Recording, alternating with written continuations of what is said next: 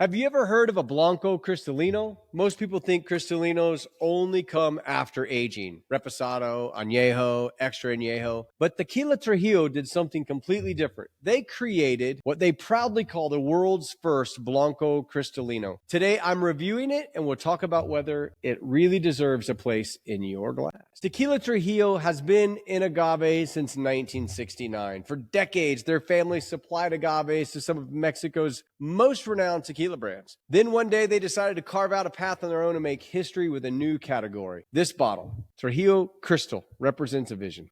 At the distillery, I got to see the production up close. It begins with a very traditional and artisanal brick ovens for cooking, roller mill for extraction, fermentation in stainless steel tanks without fibers. But then the process shifts to a little bit more of an industrial side. Distilled in both copper pots and column stills and finished with carbon filtration, what they call an active carbon bath. The result, a tequila that's crystal clear and labeled as a Blanco Cristalino. I did a full interview with Juan Manuel Trujillo about their process and family story. Be sure to check it out on the channel to dive a little deeper. Okay, let's pour a glass and dive into the nose of this one. On the nose, I pick up a little bit of pear, some mint, a little bit of citrus, maybe some olive, touch of agave.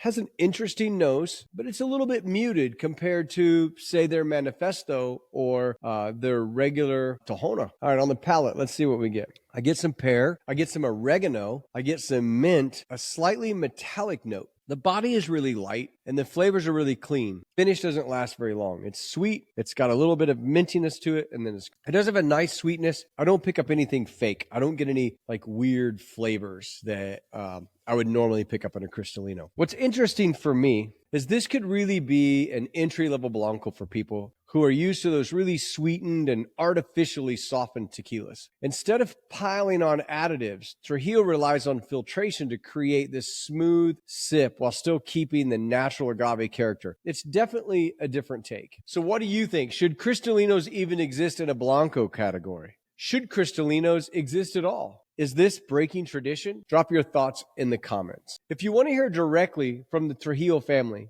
don't miss my interview with Juan Manuel Trujillo. It's linked in the description. I'll tell you what, though, if you get a chance to visit their distillery and go to Casa Trujillo, it is amazing. 34 of these awesome bedroom apartments. And then on top, you've got a fire pit. It's amazing. The view's amazing. The grounds are amazing. The hacienda is amazing.